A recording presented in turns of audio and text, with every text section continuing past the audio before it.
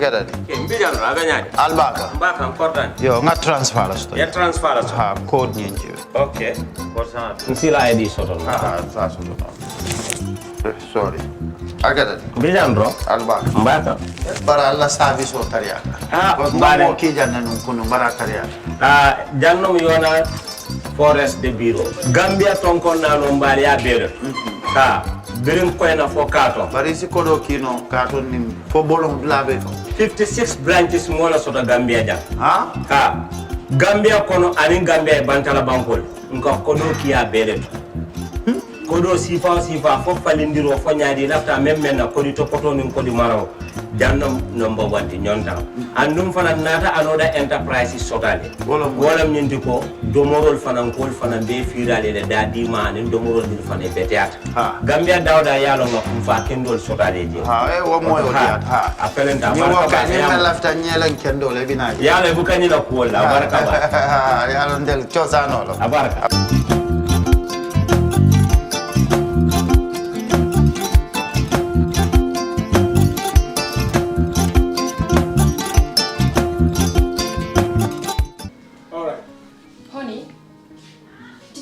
Him that the last time he sent the money, it was not enough to buy all the provisions. Oh, sorry, I forgot to tell him. Are you guys talking about money transfer to buy provisions? Yes. But Don't you know about Baluwo? Baluwo? What is Baluwo? Baluwo is a service that your son can use to send provisions directly to you guys from the shop. And you don't have to worry about the exchange rate. Tell me how Baluwo works. It's very simple. Just log on to baluwo.com and shop, or download the app on your phone. You can shop on the website or using the app to buy online basic products for your family and friends. With Baluwo, you decide what your money is spent on. Your money, your choice. Buy online products for your family and friends in the Gambia, Senegal, Nigeria or Mali. Baluwo, better than sending money. For the first time in the history of the Gambia, Gambia Printing Publishing Corporation proudly introduces the Biliomatic exercise book printing machine. The machine has the capacity to print more than 20,000 books per hour. Yes, 20,000 books per hour. It also prints magazines, newspapers, calendars, flyers, normal books and all kinds of printed documents plus items at affordable prices. With the Biliomatic printing machine, GPPC can now render high quality and non-size restricted printing service supply across the sub-region. Rush now and partner with GPPC for all your public and private printing service needs. Print with us today and you'd be offered highly professional, reliable and efficient service delivery by our team of experts. The Gambia Printing and Publishing Corporation is here to meet all demands and is reliable at all times. For more info, contact us on 437-4493 or 437-4402. GPPC is Gambian and it's yours.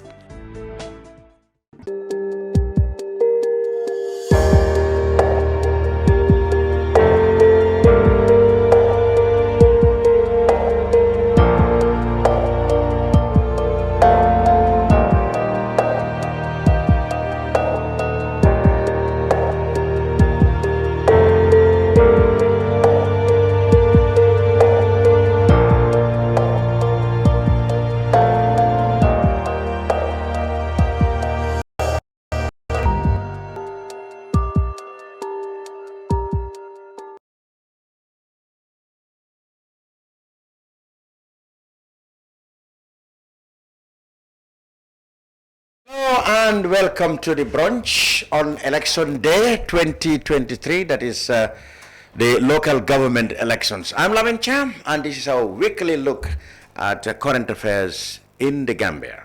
Now, of course, this week our focus will be the local government elections that is starting today. 120 wards, or with a few exceptions, of course, because there have been withdrawals, and there was one we know have been elected unopposed. But then well over 116 or 17 wards are up for grabs across the country. The key players, of course, the National People's Party, the United Democratic Party, UDP, are the ones that have put up most candidates. However, there are 58 independent candidates, 68 independent candidates with the last count. And also there are a significant amount of women candidates vying to be councillors. Well, polling has started since at 8 o'clock in most areas. With me in the studio is journalist Yusuf Taylor, commonly known as Flexstan. I must say, a very active journalist. We will take a look at the elections so far, as well as issues surrounding the local government elections, and of course, recently, issues surrounding the appointment of the chairman of the Electoral Commission, IEC.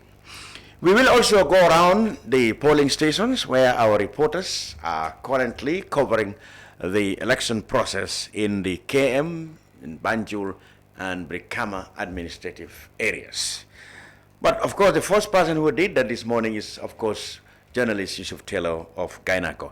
He's been about in his area, that is Banjul, which I think is the Sanamenting constituency, and other areas. So let's start with that. What have you found, and where have you been to since he came? And I think we have pictures that we will show you where he has been to. If our technicians are ready, we will have you still pictures that he's taken while he was touring the polling stations now around his area. Where is this place? Where have you been to? Yes, welcome, Fatou. Thank you. Thank you so much. It's always a pleasure to be here with you. And greetings to all our listeners. Go out and vote. Very interesting. Very important. People need to vote. We know it is the Ramadan season period right now. So political activity has not been that vibrant. Which comes to the issue. There have been debates all over as to whether it should have happened even in the Ramadan. Yeah, I think sometimes, yes, it should. It should and in happen. the Lent also. Yes, it should happen. But we need to have, what I also believe is, having the council and the mayor so close is also another issue. I believe Gambian people are struggling from fatigue, election fatigue. We need to bring down... that brings to the elections should be held on the same day. Yes, exactly. For example, what sense does it make to have a mayor's election and the council separated? So you can see that they're going to have lower voter turnout because of voter fatigue. Every time you keep on asking people to come and vote, come and vote. Last year people voted. Like if you look at the presidential elections, you said there is a lot of absentee voters in the parliament elections. Exactly. It can even be more this time. It will be more. It looks like it is going to be more. It's going to be more. Is it that people consider those elections not to be significant or what? Well, this is one of the reasons why we should try to look at putting the significant elections together. Perhaps local government can come together, all the councillorship as well as the mayor could have been together. That way the numbers would have been a little bit better. And even the National Assembly. But there's also a very important thing of their term. Who is going to give who?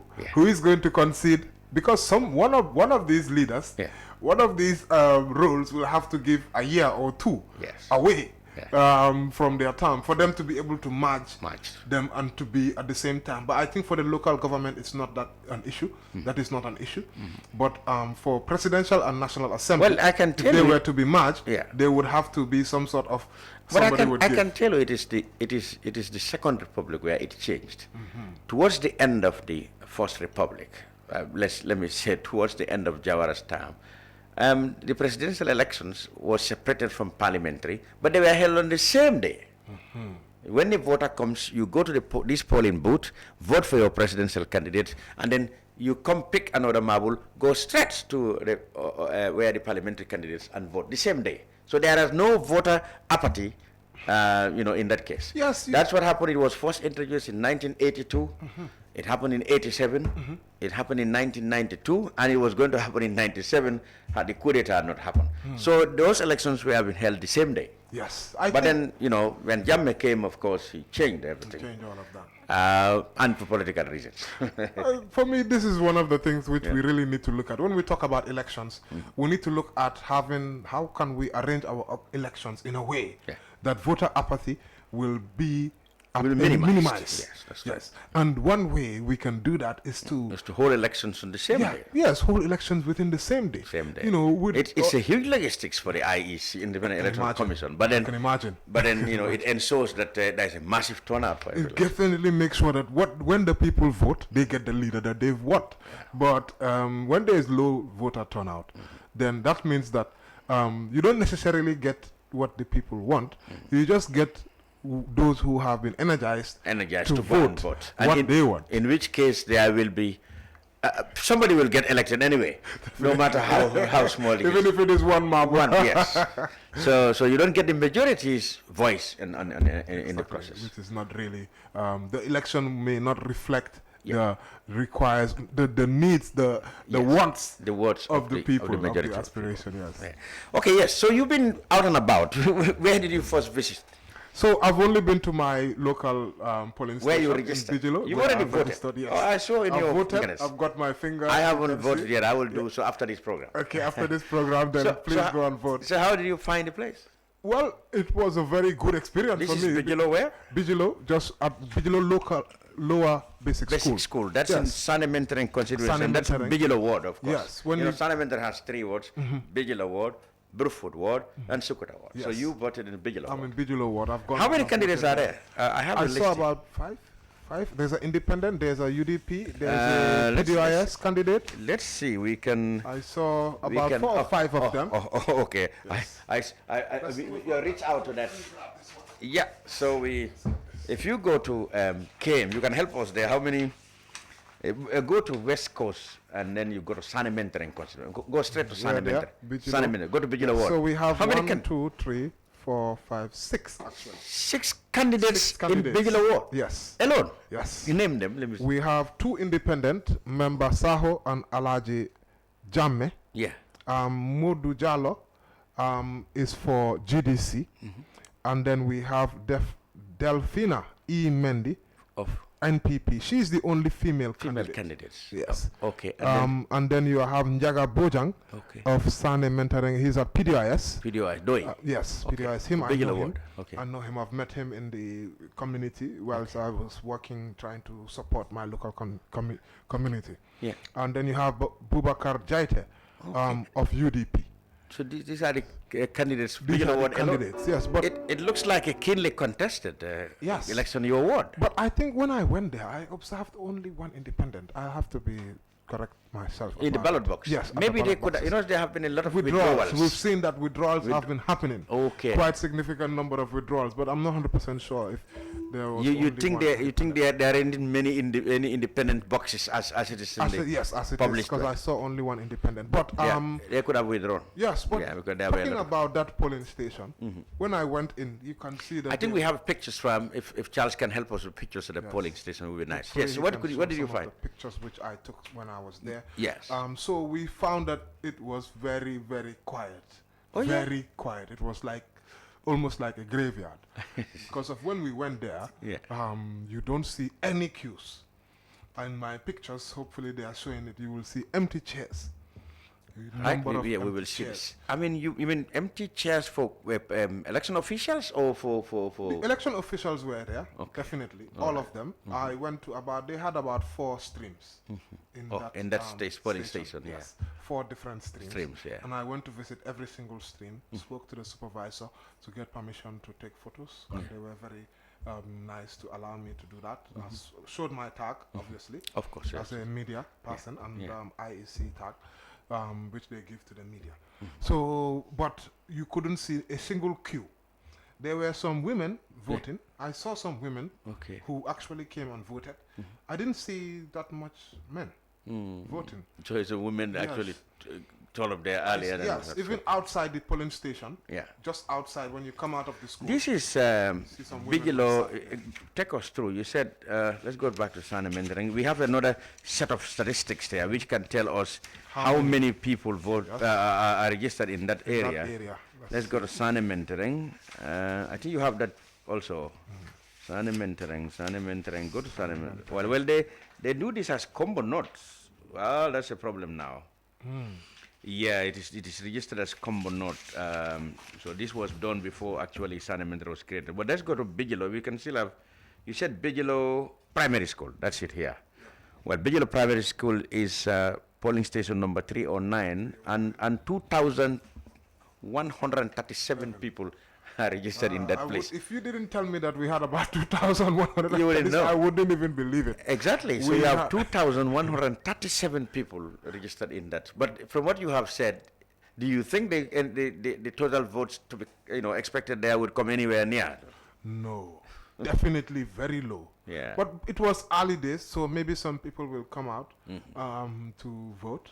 But it was very low. Comparing it, that I had voted for the presidential election there. Oh, so very busy. And I observed that I have photographs of actually the day. Yeah. I also voted in the same place for the National Assembly elections. Yeah. So the crowd comparison, you can see that it was going down. From the presidential election to the parliamentary elections, and now to the local government, it's gone even further down. But I want to believe that the mayor elections might be even better. That will pick it up. Because it will be just after Ramadan. Yeah. So people will have... And of course people think that, like you said, they look at the scales, their perception of the scales of importance of elections is different. So there might be a little decline now, but the mayor elections, from the way it's going, it looks like it's going to be competitive. And the campaigning is very important. Yes. Obviously, one would see a lot more finance, maybe not collectively if you consider it, but with the mayoral elections, it's going to be a bigger campaign. Yeah. So that the masses might be more energized by that. They might be more aware, because right now when we talk about local government elections, most of the hot debates is all around the mayoral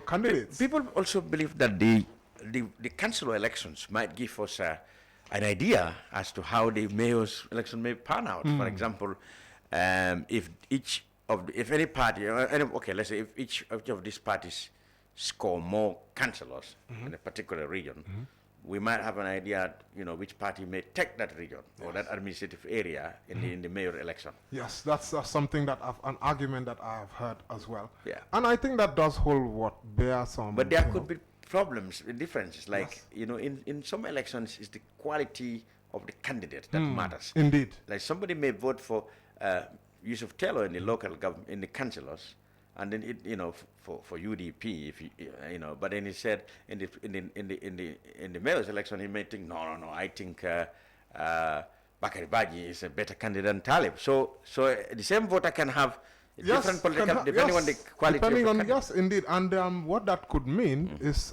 for example, say going by the example that you gave, say for example people rallied behind Bakari Baji and voted him in, and then the councillors he had are mostly UDP. That's possible. Then he would have a huge that cohabitation will happen. He will have a huge challenge to be able to get his councillors. And that's possible. That's possible in many administrative areas. That could also flip the other way around. Yes, could be also. Perhaps Talib may maintain his position, but he may have and he has a lot majority of opposition councillors. Exactly, because of that for the. But do you realize that they have a do you realize what I have seen? I mean, it looks like the mayor candidates for each of the parties are actually throwing their weight behind their councillors. I've seen images, where the candidates, they kind of put themselves. In a bigger frame, and then they have their councillors under. Yes. So it looks like each team is going all out to get their councillors elected. Because they know that it will be very difficult for them to do anything significant. Without having a majority. Without having some councillors in there. So I believe that's probably why, because I've observed that. We've seen some of the campaigning that has been going on. And even the National Assembly members are even supporting. Yes, some of even the National Assembly members came supporting their candidates. So it looks like the local the council election is getting a little bit interesting. Our worry will still be how many people will turn out to vote. For example, in this Bijilo Primary School, where you have 2,137, how many of those people would come forward and vote for these 4 or 5 candidates you're talking about? From what you have seen, it doesn't look... I cannot expect anything close to 50%. I cannot expect that. In the previous elections, the presidential elections, we had high high turnout. I had the IEC here, The last time, and we actually invited them to be with us now, but last minute the public relations officer said he needs to travel around with the chairman of the Electoral Commission, so he may not, but he will be available on telephone. We will get him on the telephone. But what he said last time, when I asked him, was, when will the voting close? And he said, sharp 5 o'clock. Was it 6 o'clock, I think? No, 5 o'clock. But then I told him, but he said again, if you are found in the queue, yes, you can still vote. That's the rule, yes. But when will that end? Because the last time in the presidential election, people were in the queue, but then more and more people came until well into the night, people were voting. No, that shouldn't have happened. He said this time that should not happen. There should be a real closing time. Yes, normally what should happen, as soon as, because I have been to this polling station, I'm sure you have as well, the police officer comes and stands at the last and said that's it, and says nobody. But in the presidential election, you know what? People were voting up to 11 o'clock in the night. No, that shouldn't have been happening. But in some those people were not in the queue around 4 or 5 o'clock. That's what they need to verify, whether those people were in the queue or not. Because they were not in the queue. Yes. They couldn't have. Nobody could have been in the queue for 6 hours. It's not possible. There were more people coming in. I told him that, and he said, "Well, that is not going to happen now. It is going to stop." We hope that shouldn't happen. Normally, the procedure. There should be a cutting. The police officer is the one who should come there and stand and stop. Nobody else should be allowed to come in. Me, I've seen that happen. Normally, at the presidential elections, you get queues which go all the way around the building. That's or more. Yeah. But then you get very long queues. But it really, cannot be for 6 hours. Though. 6 hours. Because people make voted up to nearly 11 something in Sukuta. 11 o'clock. They couldn't have been in the queue before the closing time. It's not possible. And in some instances, though, I do remember that they did not have appropriate polling streams. Yes, like people have been. Yes, people have gone to places and they found that their names were not there. Yeah, they ran away to them. But again, if the law is to be applied, it would be the fault of those people if they don't eventually vote. But the closing time should be obeyed. Because obviously it will defeat the purpose of election. Well, he told us this time around, sharp 5 o'clock, it will close, and then accounting will start. Hopefully we will get we will get to him. And then since we have an idea of those polling stations, because of what I understand from what they explained, is that in some of these polling stations they have a huge number, but then there are not enough polling streams for people to actually vote. So that ends up causing a build-up and a big queue. Whether the queue is 6 hours, that's where it's from. Because nobody would have been. What I was wondering about. I'm hoping that now they would have fixed that. Yeah, to create more policies. Yes, especially, like, for example, if you look at your document here, which we are looking at, some of our people might not be able to see it, but it shows you for each polling station and the number of people. So the IEC should be able to say, okay, we are going to have 500 for this polling station, another 500 for this polling station. So in any queue, in any stream, you will never have such a big pile up of queue that needs to go all the way late. Yeah, in other words, still now, for example, your polling station, okay, there are how many streams? 4 streams. I said that there are 4, and there are about 2,000 So if you 2,137, so if you divide it, at least average 500, it's much easier to manage. Exactly. You will not have a very, very, very long queue outside that has to vote up until 11 or 12. I think you will avoid that, and that could help with the credibility of the elections. Now let's dealing with these things here in Sanementrang, in this constituency, and that's where our studio is here. Yes, so that's where we use it as an example. Exactly. In Sanementrang constituency, how many wards do we have? 3, isn't it? We have 3 here. Sukuta ward, Brufut ward. Yes, Banjul and Brufut. So those are the 3. 3 wards are in Sanementrang. In Sanementrang, that's what we are having. And we can even read out the people who are for the other. Brufut ward. Let's go to Brufut ward. We have for independent, we have 1 independent there, Lamin Cham. Yes. 1 independent. And for NPP, they have Alassana KD Kamara. Yeah, otherwise known as Karamo. Kamara, yes. He will be running. Yusufa Sanyang is running for PDIS at Brufut. Yeah. And then UDP, is running with Abdullah Jame. Otherwise called Alaji. Alaji. That is my word. So I am familiar with you're familiar, so you need to go and vote. Well, after here immediately. If after here immediately, you'll be casting your ballot for one of these guys. Yes, one of them. What remains a secret. Of course, that's a secret. I know what to tell us. Okay, good. But already we know you know some of them. I know all of them? How many of them do you know? I'm very familiar with both of the bigger parties. Okay. I'm very familiar with this. Fantastic. Yeah. And so that means that they have about four people in contesting in there. Contesting. It's an all-male affair over here in this one. And then when you go to Sukuta, what? Yeah, how many are there? Three candidates. We're having three candidates here. NPP is running with Alaji NB Njai. Okay. And then you have one independent in Ibrahima Bojang, who would be running at Sukuta ward. And UDP is also running here. UDP seems to be running everywhere. Where is Cham. Abdul K. Cham. Well, I think there have been changes in this place. This is Sukuta ward. It used to be won. It was won, of course, by the UDP through one Lamin Cham. Okay. But in the run-up to this, Lamin Cham actually left the UDP. I think he announced publicly that he's now going to work with the NPP. He has defected. He has defected, but he's not been picked by the NPP. Yep.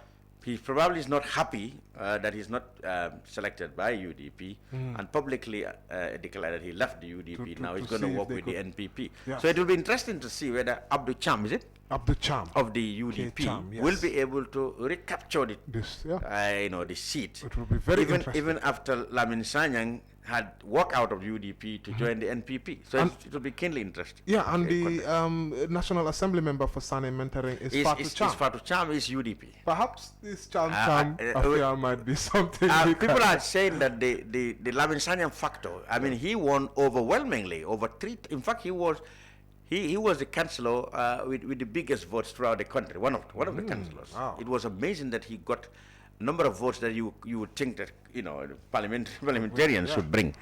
He was elected overwhelmingly over his opponents for the UDP last time. Interesting. Now he's not picked by the UDP.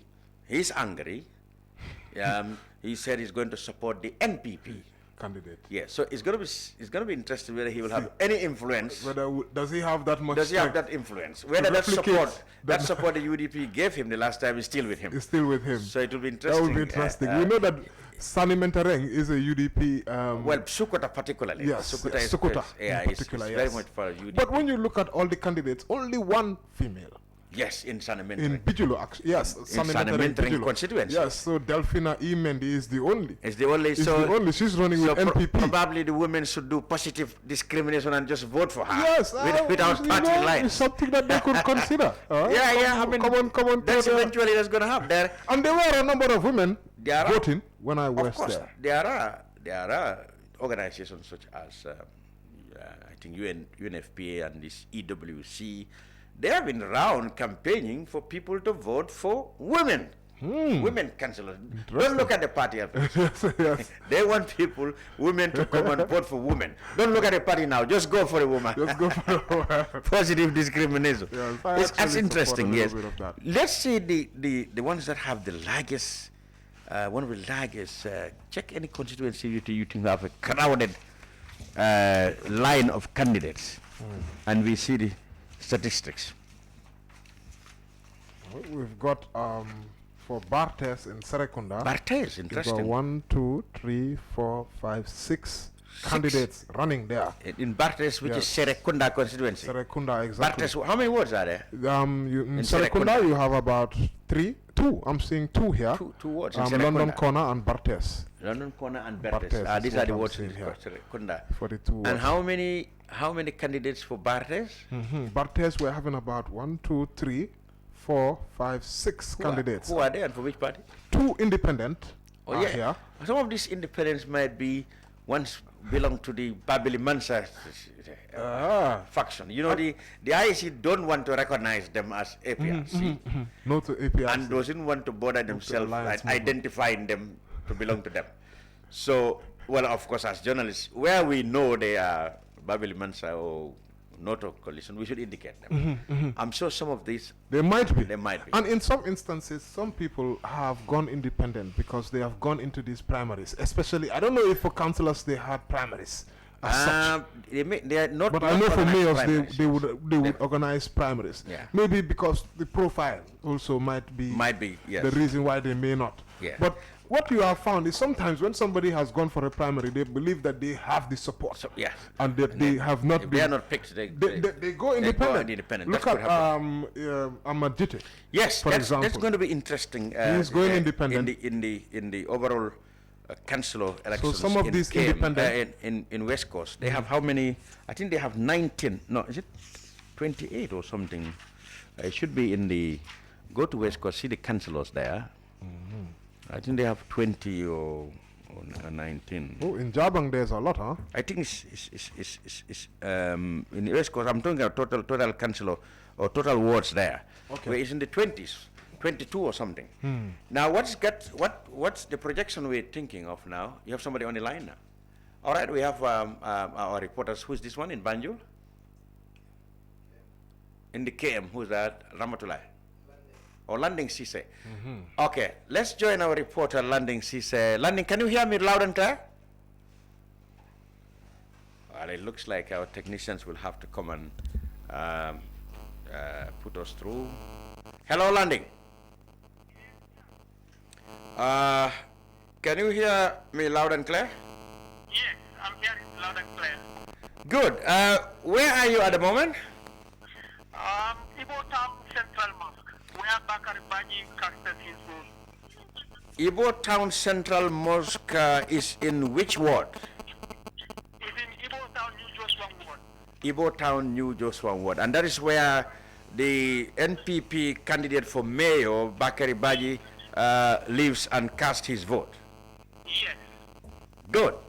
We will tell you how many votes are in that ward, or we have that in this one. But then, how did it go in terms of actually how busy the turnout, etc.? The turnout actually is very poor in this area, especially the Ibo Town end.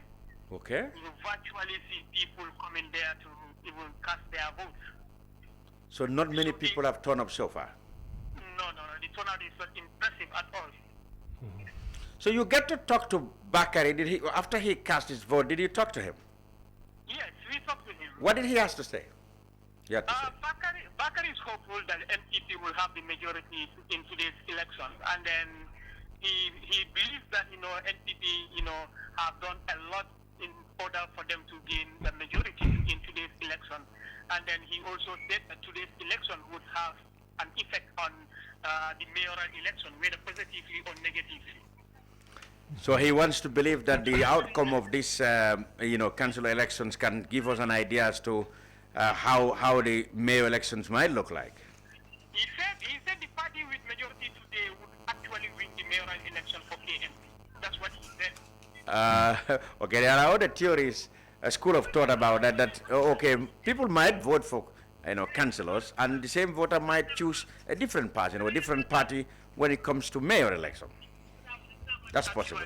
That's what we asked him as a follow-up question, but he insisted that today's election would decide the mayoral election. How many? A party with the majority today would actually win the mayoral election. In that constituency, in that ward there, Joshua Ibo Town, we have 4 candidates there. There is Tijan Jaju of APRC, there is Habib MLCC of UDP, there is Musa Jagoraga is an independent, as well as Mbemba Jiba, an independent. These are the people contesting there. You can only remember Jagoraga. What are the voters, if you had met them, telling you about the chances for these 4? Actually the candidate Mbemba Jiba, we spoke to him, and then Okay. Mbemba is very confident Okay. that he's going to win the election, because he said these people have been misrepresented for so long. So he is there to take the mantle of leadership in order to give them the development that they desire. So shortly after speaking to him, we also speak to Habib Habib MLCC of UDP. MLCC, yes, the incumbent. Oh, it's interesting that he was the one who won the place last time. Exactly. So we spoke to him. He said, he has been representing his people since, before he was even elected as councillor of this ward. And then he said the development that he brought to this community is enough for him to, get re-election again. Did you get Tijan Jaju? You provide of APRC? I see that we are actually waiting for Tijan. Tijan said, he is currently at the other side of Ibo town. Okay. So we are currently waiting for him to have interview with him. But the other candidate, we are yet to see him here. That's Jagaruga. So we are yet to see him. For Tijan, we are waiting for Tijan so that we can have interview with Tijan. You know that in this ward, actually the NPP is not contesting. They are backing Tijan Jaju of APRC through the alliance. Yes. So Bakari Baji definitely must be really shooting for Tijan Jaju. Yes. In fact, one of his PA is the one who called Tijan to come here and meet him here so that we can have interview with Tijan. And Bakari is even here waiting for Tijan to come. But most interestingly, these areas is like the other independent candidates. That's the Jagaruga guy and Demba. It's like they have the more, voice here than the rest of the two candidates. Do you have an idea whether any of the two, Musa Jagoraja and Bemba Jiba, could belong to the Noto coalition? This is the question that I was asking. I asked Bemba, and Bemba said, he is independent. He is not under any APRC Noto Alliance movement. So he said he is sponsored by himself, and then no other people sponsored him. But for Jagoraga, this is something that we cannot verify as of now because we are yet to have an interview with him. Good. Lamin Cham, we will get back to you, of course, when you get in touch with the rest of the candidates that's in the old Joswang Ibo town ward, where Tijan Jaju for APRC, Habib MLCC for UDP, incumbent, Musa Jagoraga, independent, and Bemba Jiba, also independent. We will get back to landing for now. Thank you very much. All right, thank you so much. Cham? Yes, go ahead. Before coming here, we also have interview with Mayor Talib Ahmed Bensouda. We have interview with Pamod Mbong, the mayoral aspirant of the APRC Noto Alliance, and then as well as the UDP candidate for Latrikunda Yirimanya Ward. Wow, you really you will do some scouting. What was Talib Bensouda's reaction, the incumbent mayor of Kerr? You spoke to his opponent, his would-be opponent, Bakari Baji. What did Talib say? Talib was not impressed about the low turnout of voters. Okay. But, he is optimistic that, his party, the United Democratic Party, would gain the majority. He said the last time United Democratic Party got 12 seats, but this time around, they would have the majority. They will have more than 12 seats because he said the candidates of the United Democratic Party are competent enough, especially the young ones that are contesting for the first time. So he said there is no doubt the United Democratic Party would have the majority. And also about the effect of today's election, he also agrees that today's election would have an effect. But for him, he said in a sense that if even if his party did not have a majority, if he wins, he has the experience to work with anybody. He said that is manifested during his first time in office. So he said he can work with any party, any candidate of either PDYS, NPP, or any other political party different from candidates of his party. In other words, even though he hoped that he will get a majority of the councils, he still is ready to accommodate and work with any councillors should they get elected. So that's a big magnanimous there. But I know his first wish list is, of course, to have a majority of the councillors from his UDP party, no doubt. Yes. And what about Pamodumbo of the Noto coalition? He's aspiring to become mayor there. What did he have to say?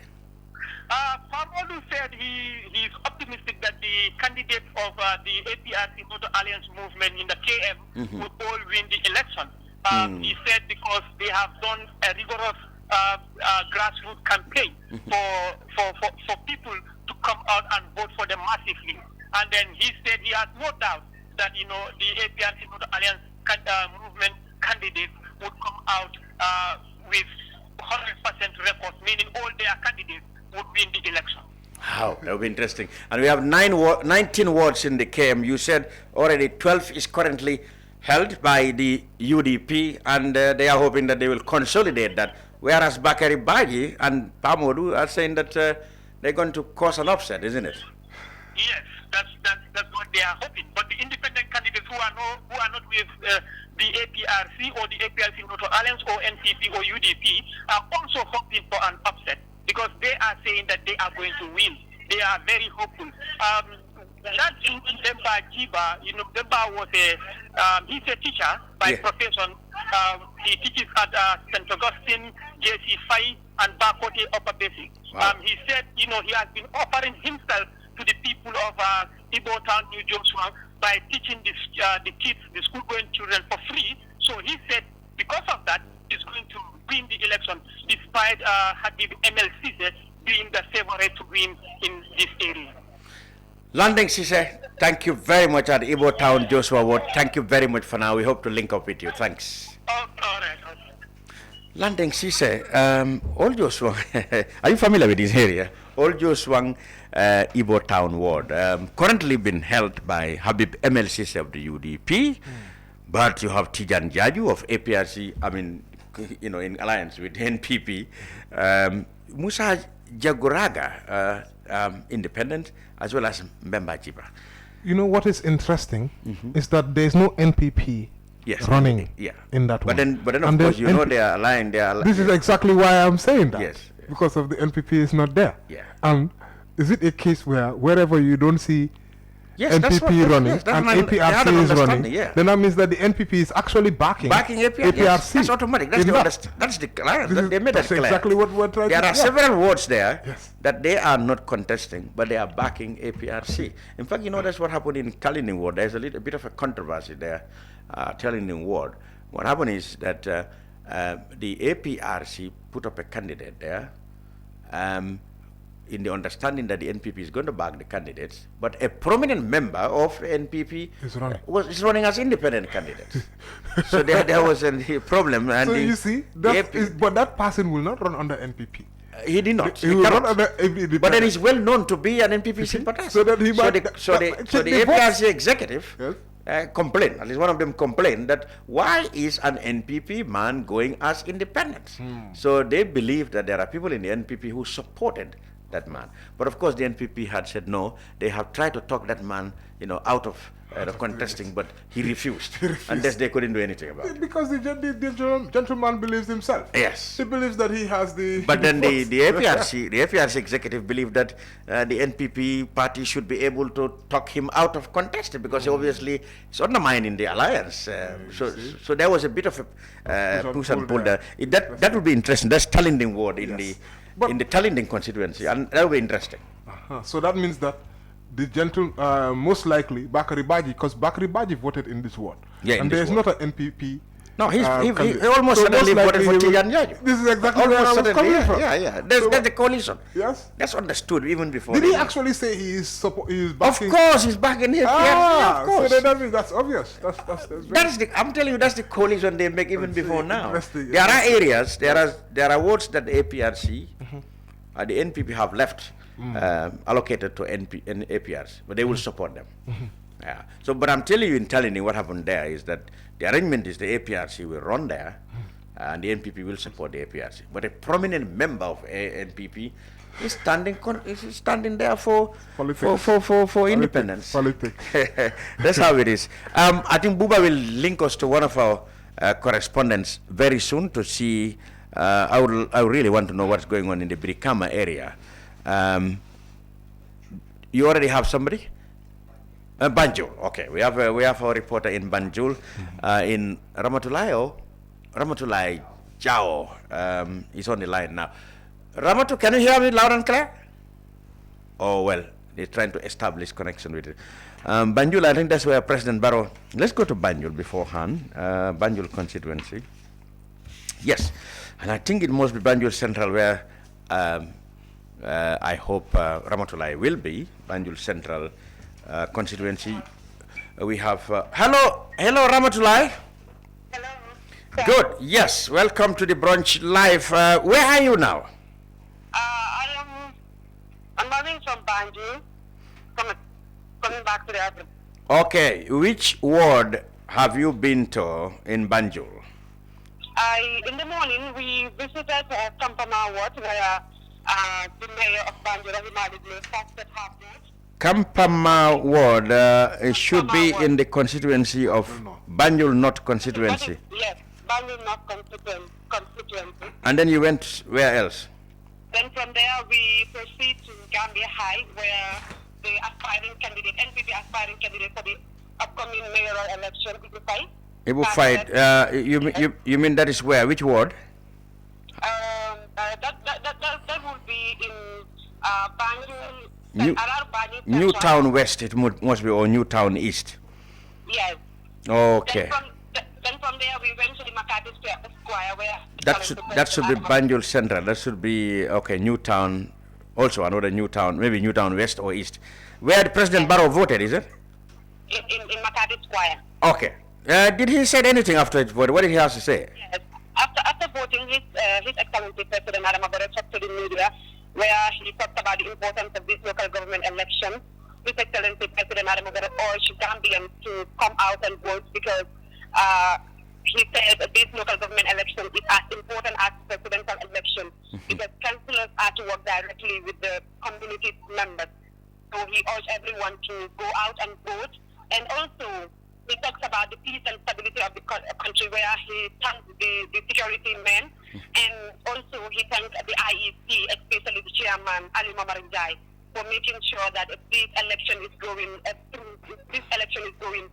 fairly. The nomination went well, according to His Excellency President Barrow, and he said what he's seen since in the morning is that the election is going free and fairly. So he thanks the chairman of the Independent Electoral Commission, which is Ali Mamarinjai, and also His Excellency President Nana Babaro said that they want to take the lead because if you see, he said like in the presidential election they won massively, in the local government, in the parliamentary election also they won. But he said, looking at the councillors like these local government elections, they are the opposition because they don't have many seats according to the IEC statistics. So he said they want to lead this year's local government election so that they can have their councils back because he believes that they have more councils. That is where they can work directly with those people and the community.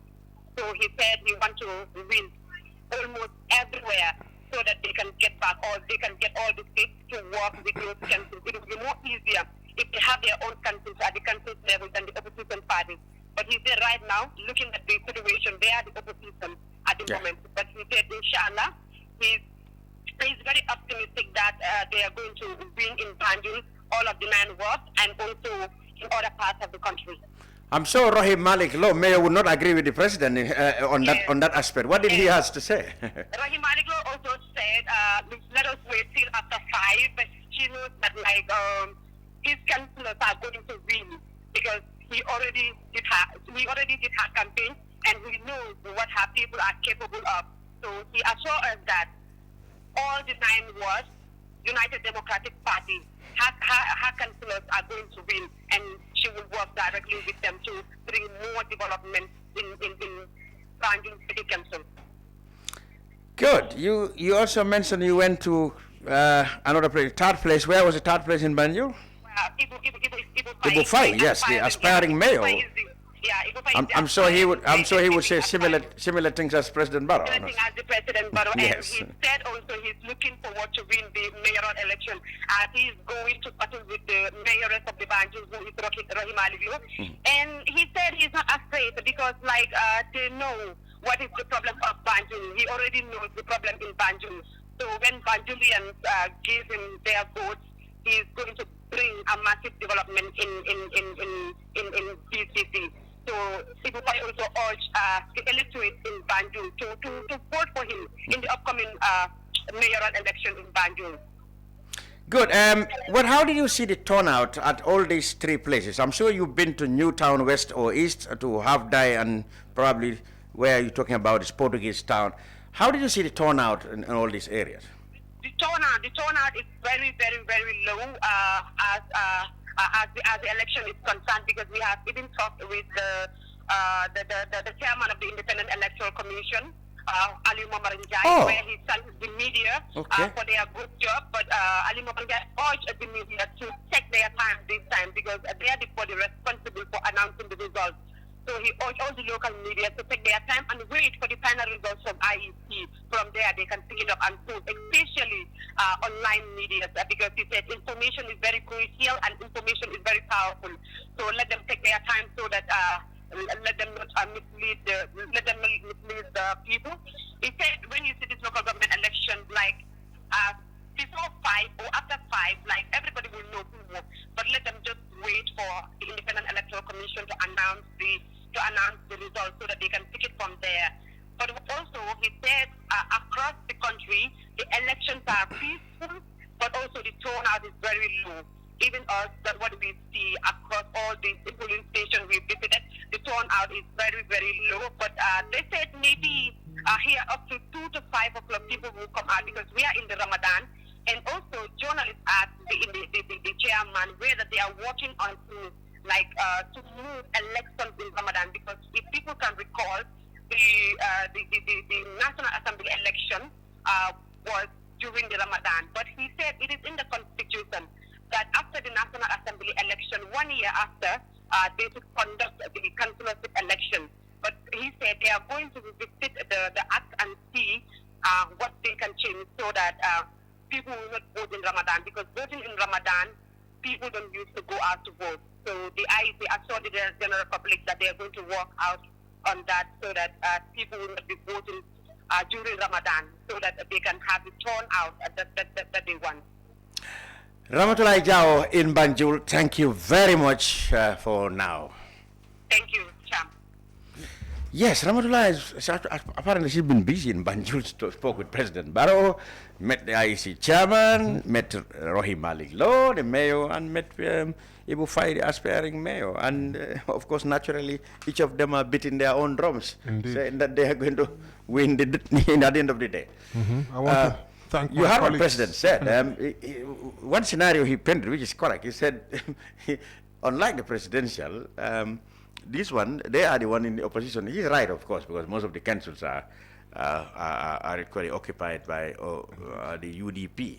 And he said now, in this one, they are the opposition. They want to capture all the councils now so that they can run smoothly. Central government and local government can run smoothly. Rohim Malik Law, of course, disagreed. He said she and her mayors will get the majority and they will continue to work whatever they did. Ibu Fai said he believed that he has the answer to Banjulians' problems at the local level, and he's aspiring to become mayor. Interesting. Yes, confident speak, confident talk.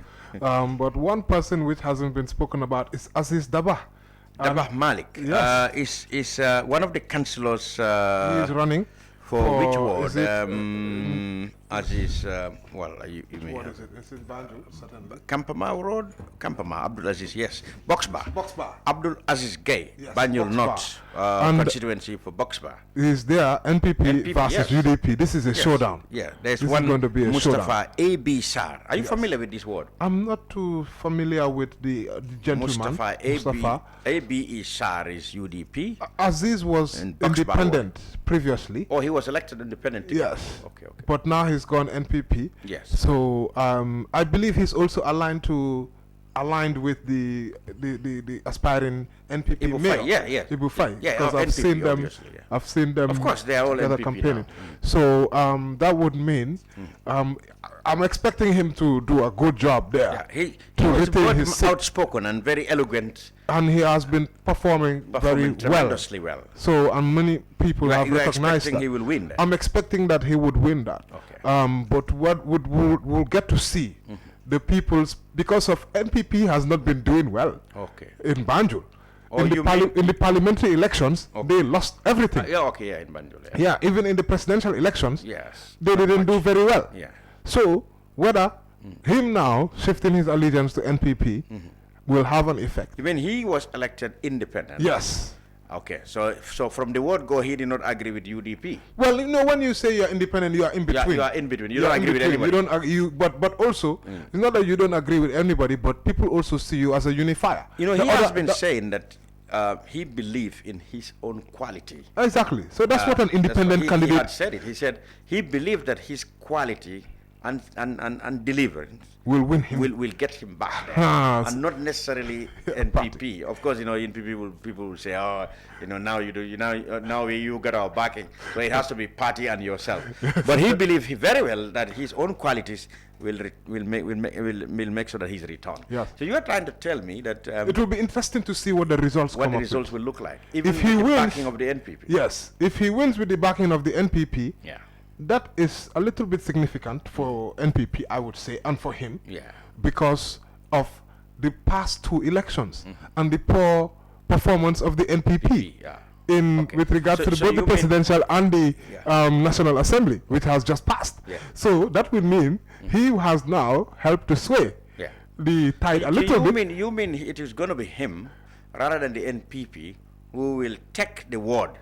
Well, it will be him because of my thing. He believes he has himself all right. Yes. All what it takes to win the seat. Yes. Even without NPP. Exactly. Yeah, because of his own qualities. You said. Exactly. But now you are saying that whether people who agreed with him as independent and don't agree with NPP, whether they will continue to support. Yes, because of this is my only concern for him. Yeah. Because a number of when you look at the votes, most in NPP has not been doing very well in Banjul in the previous elections. Is, Boxbow ward in Banjul. Yes. So now, whether if he does win as NPP, that means that he would have convinced some of those people who were not necessarily who were not happily voting for NPP to come along and vote for him still as an NPP. And I think that would help sway the tide. Let's see, how many wards are there in Banjul? Well, there are 9 wards there.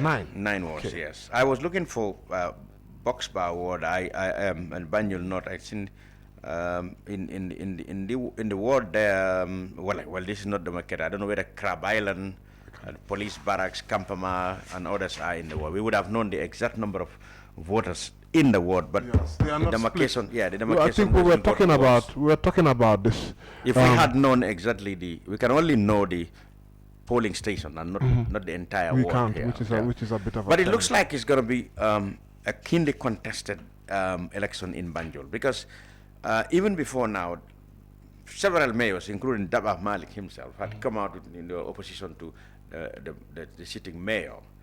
Several of them, I think 4 or 5 of them or so. So if already number is, is uneven, 9. So obviously there we don't expect a tie. It has to be either UDP or NPP who is gonna, come up with the most majority, or even independent. We might know.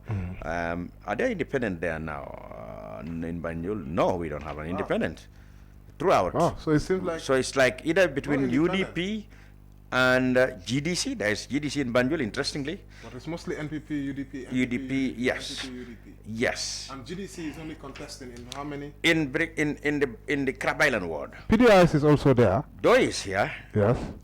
In Jollof Town ward. Jollof Town ward, they are there, as well as they are also in New Town. Maybe with this with this 9 we can be able to read quickly. Yes. Banjul, Portuguese Town ward. You have Abdullah Boss Gay, who is NPP, and Andre Jajo, UDP.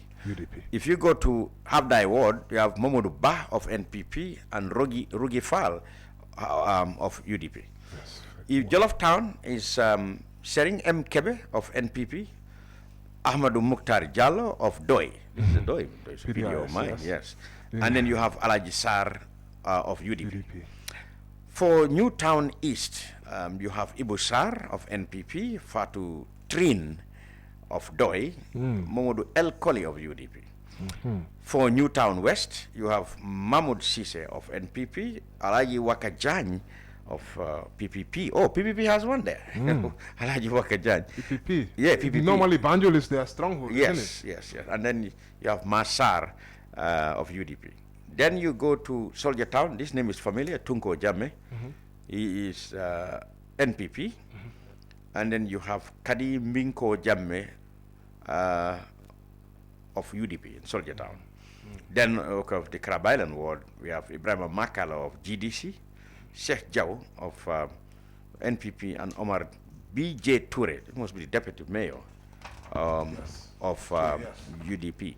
Abdullah Mboj for Kampama is NPP.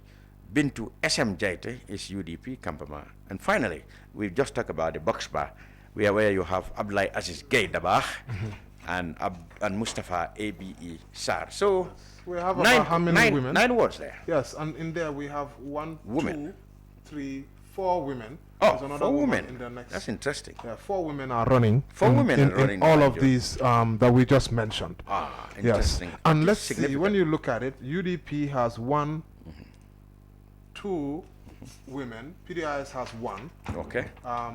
UDP has 3 women. 3 women. Yes, UDP has 3 women. MPP has none. NPP has none. Well, NPP has not none. Happy with them in Banjul. And I was saying something which was interesting, caught my attention. Yeah. Here, let's see if I can backtrack to get it again. I saw PPP. Yes, PPP. We saw PPP, and PPP in Banjul. NPP is there.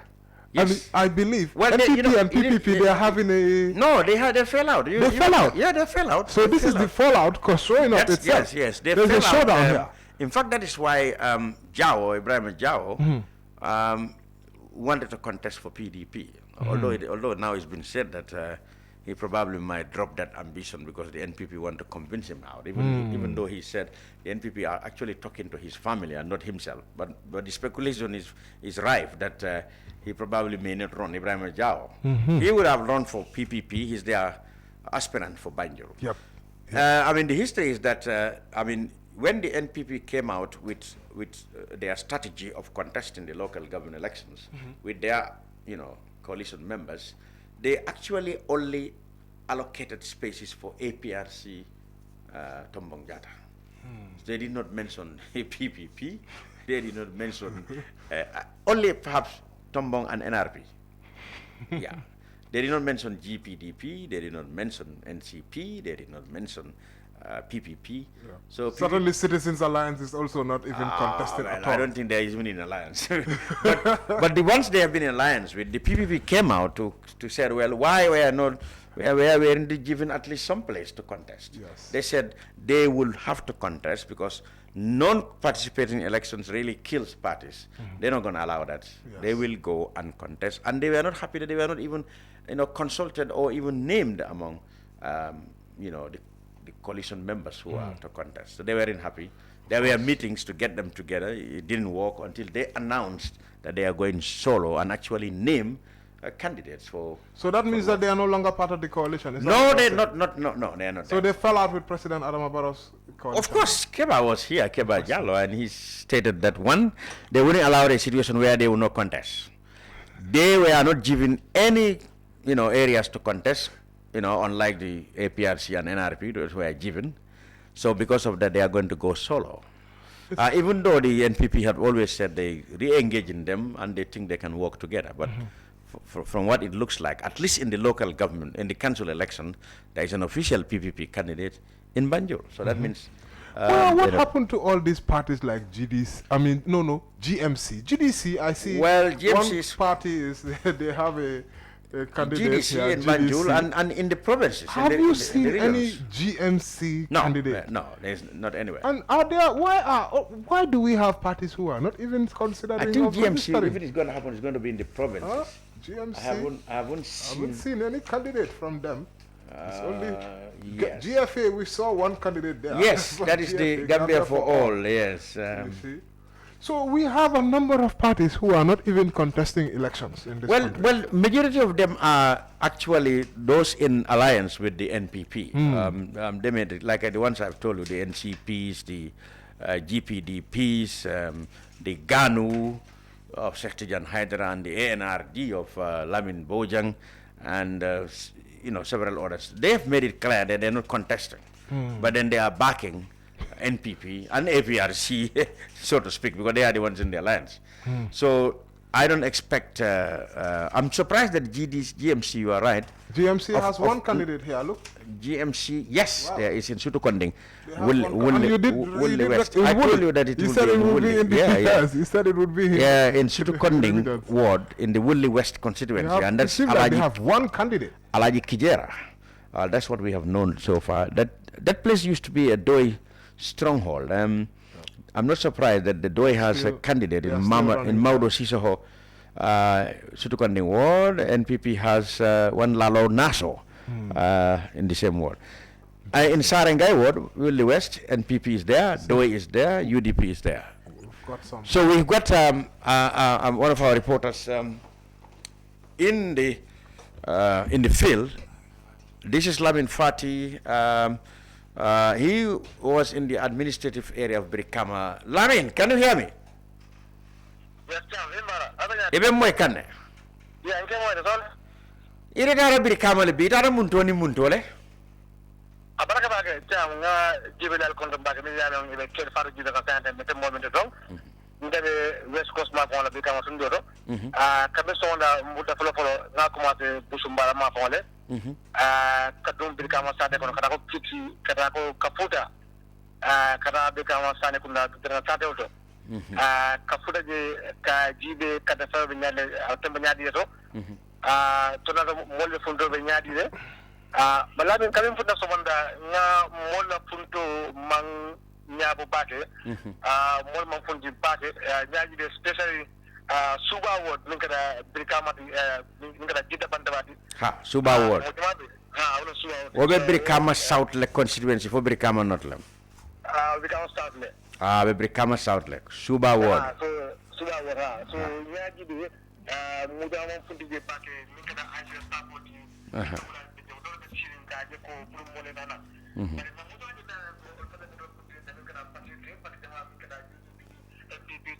independent candidate dia kata mo fundi son ka foina na kato faina nyaji be fana data fana kiti fana mi aran ko min kada ahmad jide min balota independent candidate dara ko be kama ila kaso sira ni min balota je data ko sare fana to nyaji be tara mo bi mo mon fundi je bake pantara kato faina interview sur kaitan ko amari jite mo ne ka funde kana ate kabra kar ate mo ne fodum kala ka do ka binna interview ngai min ka yin ka defo yaji nyadi de ka ite ko ka defo yin kuma batale bali min di amanya fa yaji de mo jama futti kana nan ka to fay so arla mi ro yaji ko sun ka no mo sun ka ti na boto mo jama be jari man na bala ka tikida ko mo mi na kana ka to fay kay mo do amaji de fa na ite go so do kententa kata ko kabuda min kada yang sa mo be fon apon wu sa de min kada kabuda di kala fana puta je don na fana interview so do bala kala fana puta je apana man nya fa puta je nyaji de monna donato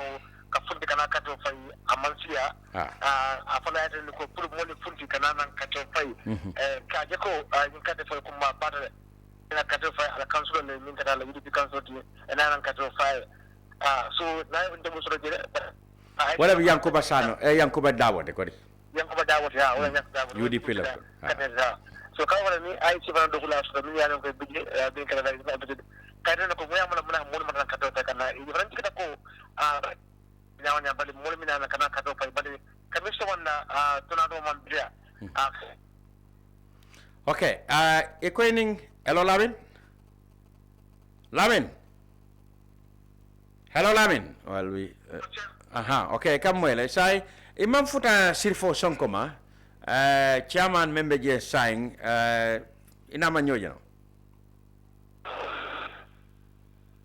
na ko ka ko condition na alun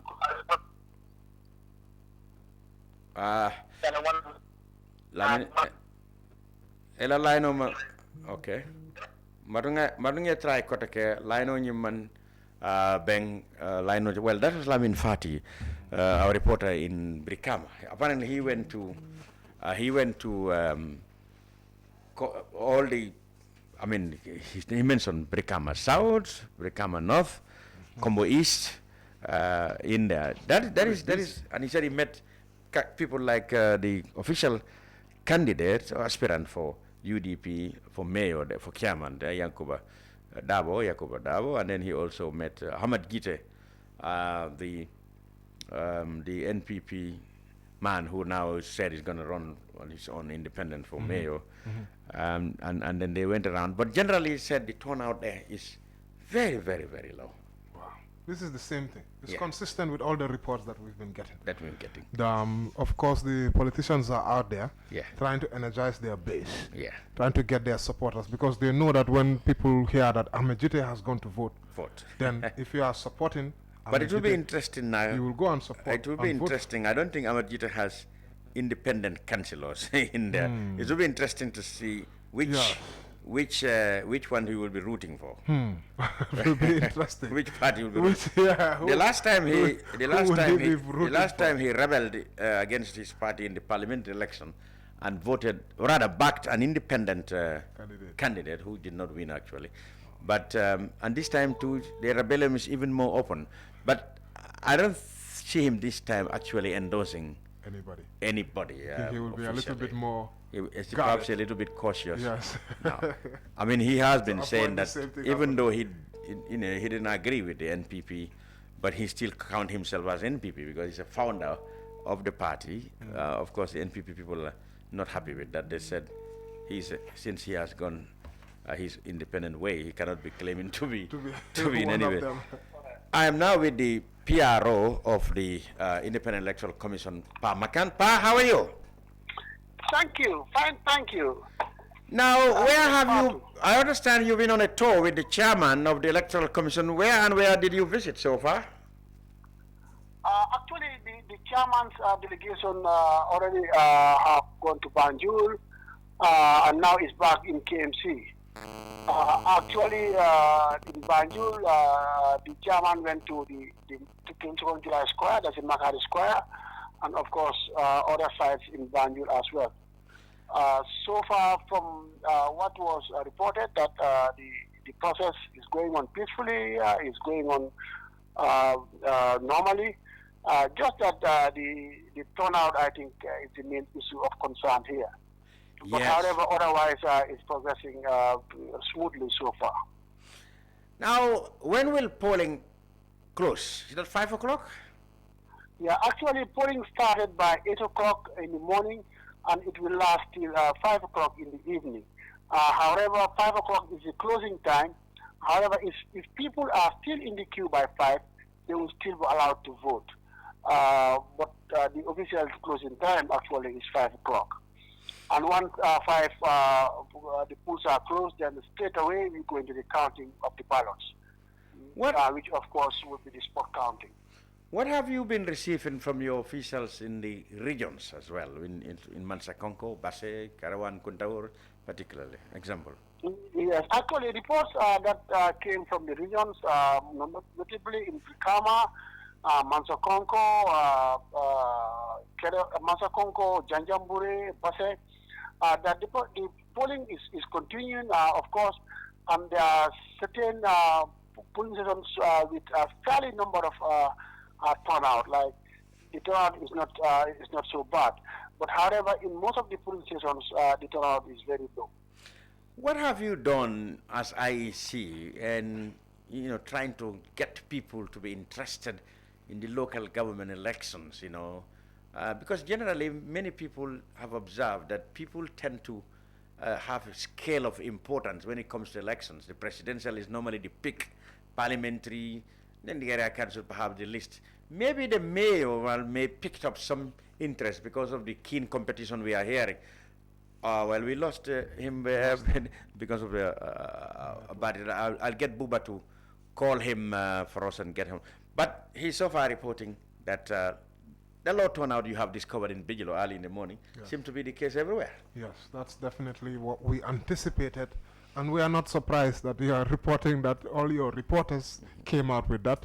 We showed the images of the empty chairs, and clearly it says that we need to look at our elections a little bit as a country. How can we avoid this predicament? Because elections are costly. Absolutely. Very costly. Very expensive. Very expensive thing. And it should give us value. There's no point in spending all this. When we get him, we're going to discuss about this idea of holding elections on the same day.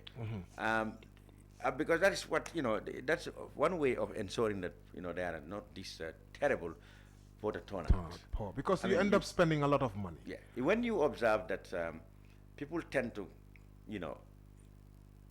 be more preoccupied with one election than the other, you hold them together. I mean, you take the parliamentary together with the presidential, so you record the same level of enthusiasm and turnout. Yeah. Then you can also do another thing: the mayors and the local government and the councils, you put them together one day. At least you maintain the same enthusiasm and the same.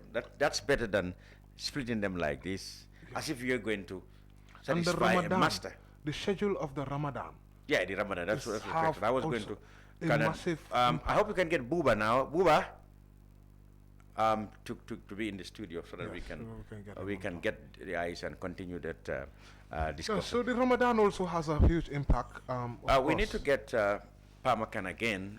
My battery, of course, is without battery. You have to use another phone, perhaps, to get him there. But then we discuss the parties that are absent. I mean, it looks like since the coalition between the NPP and all of this from the parliamentary, from the presidential elections, not many of them, these parties, have even managed now to flex their muscles on their own. Now they all are behind the NPP. Many people believe that this is actually leading to the slow death of these political parties, because some of their people get appointed into either civil service or foreign service, or some of them get into cabinet. In the process, they think that these small parties in the coalition with NPP are going to die slowly. And imagine, say you went into a presidential election next and NPP lost. Yeah. What would happen to all those parties? Well, yeah, I mean, and what are they going to do now? Yes. What are they going to do? Yeah. The political parties, the leaders in those parties, need to be very tactical and be intelligent, not to get to the downfall of their own party. So doesn't it come to the perception many people have that these political parties have been formed so that the politicians can get jobs? Yeah, that's what a lot of people... Because obviously, I mean, we have seen that a lot of them will come condemned. Almost all of them condemn the status quo, that is the ruling party, the way they are handling the country, but they ended up joining the ruling party. Yeah. So it comes to say that they form the parties, sure that they will have relevance, political relevance, and they will really be able to be considered for jobs in case of any of the parties they back coming to power. But when you look at some of these parties, have they ever even won a political seat? Or have they even won a councillorship seat? Fine. What is strangest to me is the parties like NRP, who they have even National Assembly members. They had 5 before the last one. Yes. And now they still have National Assembly members. 4 now. Yes. Yeah. So when you look at them, you are surprised why they are not even also trying to make sure that they solidify their base. They have not put in any candidates in here. I think they have. Have they? The local, yes. They have in very if you go to Upper Salem and Sanjal. That is their strong base. Yes. That is their strong most hold. likely. And Upper Salem, if you go to Upper Salem constituency, you will see them. I tell you, it's only the NRP and the APRC of Fabakary Tombong who have run who have been given allocations, I will call, by the NPP to contest. All the rest of the members of the coalition, they have no chance. They've not been given. Like, look at the GPDPs. Yeah, has GPDP ever won a councillorship? Never. So, in fact, for some, I'm just highlighting the different types of parties who are part of this coalition. Some of them, I agree, like what you have said. Yeah. They don't have any political, they have not won a single seat. Yeah. The NRP, for example, they are in Lower Salem in Jawa Ward. They are in Jawa Ward, and they are also in the Kaur Ward. Yes, Kaur Ward, and I think that's just 2 of many, especially in the area. I mean, they are more prominent. They are more present in Salem. Yes. Upper Salem and Lower Salem. That's their strong base. Yes. So like I said, they and the APRC of Fabakary are the ones given places to contest under the arrangement, the coalition between them and NPP. All the rest of the NPP coalition members have not. So if you look at it except tactically, PPP who disagreed with them. So if you look at it tactically, if NPP, for example, lost the next presidential election, I'm giving theoretical. You never know. At least APRC, if they do win, and they still have these positions, and they still have National Assembly members, they will still be able to argue that they have something to hold on to. But that cannot be the case for the other parties. Yeah, that's why they said, is that Pamakan now? Sorry, Mr. Piaro, we lost you on the line. And we are glad that you are back on the line again. So, yes, thank you. Like we were saying, the turnout is very poor. I'm saying, what did the IEC do to make sure that people recognize the importance of this election so that we don't have a terrible voter turnout as it is looking to be? Yes, very well. It's important that the public is aware that the Presidential Commission have invested a lot of time and resources in educating the Gambian public on the election dates and also even on the importance of these elections. And of course, not only the IEC, but also other partners, including the NCCE, that's the National Council for Civic Education, also did a lot of sensitization on this process. And of course, on the part of the IEC, I would say, the Commission, starting in February 2023, the Commission engaged the stakeholders in the electoral process, making sure that they also are on the same page. These are 2 meetings and 2 trainings, capacity building, just to ensure that the stakeholders are fully aware of this process. And also, when it comes to the implementation part of it, they also are able to fully implement their various activities during these elections. Of course, these include the monthly meeting with the stakeholders, so that the public would be updated on the level of preparations, and also they will be given updates on the local government elections, which were scheduled. Of course, these are in 2 phases. That the first phase was supposed to is in April 2023. That's the 15th. That's today. And also the other phase is in May, 28th of May 2023. Making sure that the Gambian public are fully aware of these dates, and also for them to appreciate the importance of these elections, as these are local government elections, and of course these we assume that these are the grassroots representation, so that people are aware of the importance of being represented at the grassroots, because the councillors and of course the council and all, even the municipalities for Banjul and for KMC, and also if in the case of the councils, that's for the councils in Brikama, the area councils of Brikama, Montokongo, Kerr, Janjambure, Kuntaur, and Basse, that these are key institutions in which the public are to be represented in these institutions, because they initiate a lot of grassroots development, which are of course key in the national development agenda of this country. Making sure that people are aware that there are key works, these are key functions that these municipalities and these councils have, so that people need to be represented and then to elect people who they desire to be in these councils, to run the councils as the people desire. Now, one of the arguments that people have always come up to, in order to avoid this low turnout, is for the IEC to hold elections on the same day. For example, the presidential election and parliamentary were being held the same day under the previous government, under the First Republic. I mean, when they were split under the Second Republic, we have seen that we have voter turnout problems in parliamentary and local government elections. Why is not the IEC considering holding elections on the same day? Yes, actually, when we talk about elections, we're always talking about law. Of course, the law provides that the Commission conducts elections on various dates, and also making sure that the law also, or the process, making sure that the process is as transparent as possible.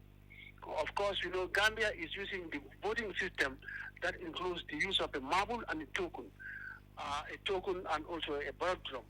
So it's important for people to take note that if elections are combined, that, for example, if we want to hold the same elections or multiple elections on a single day, this may be a challenge.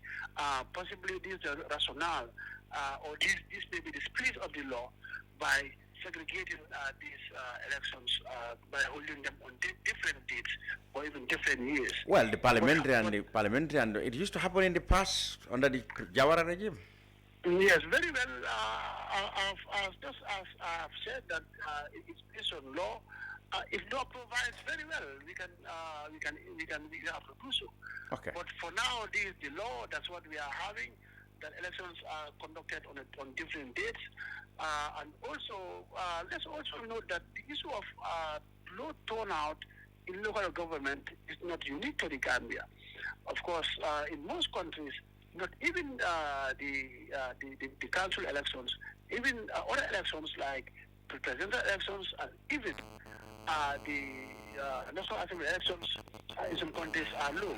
However, the Commission does efforts making sure that the Gambian public are fully aware of the dates, and also to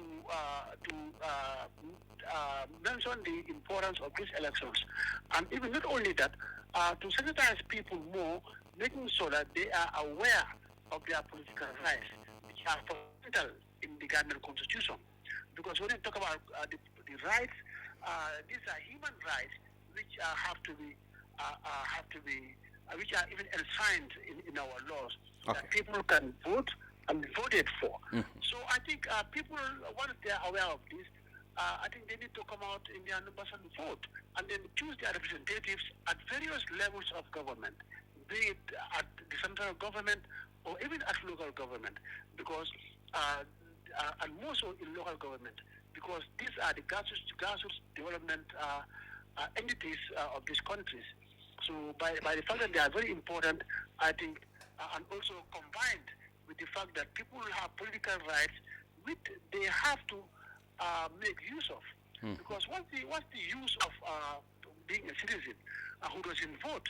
And what's the use of a citizen who is even registered, has a voter's card, but will never vote? So I think these are the issues that people have to appreciate that as people or as citizens, as voters, they are required by law to vote. Of course, voting in the Gambia, we know, is voluntary. People may choose or choose not to vote.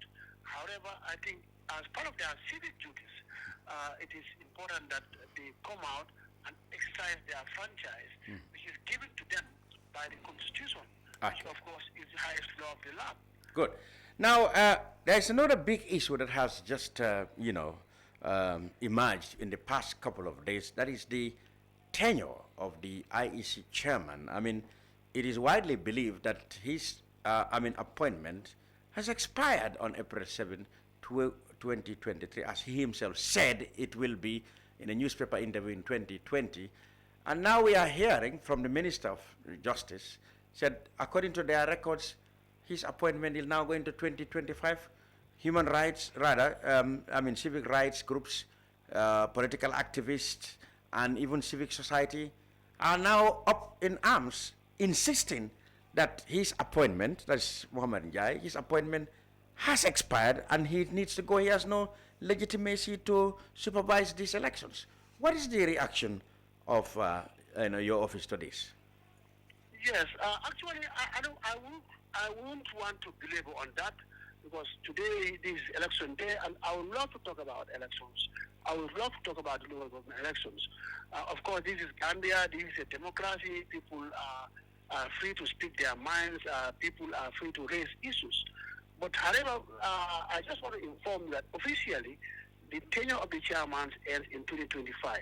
Yeah, but can you then explain? I mean, according to himself, in an interview in 2020, his appointment as chairman started on April 2016, and it should last for 7 years.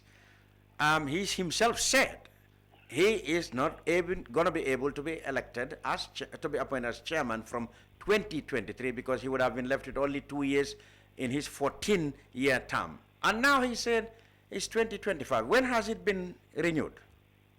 Yes, maybe unless you don't understand, unless you want me to repeat that this is election day and we love to talk on elections. Okay, I can understand. So now, counting, and let's go to counting. You said they will start immediately. The polling stations will transform themselves into counting stations, so to speak.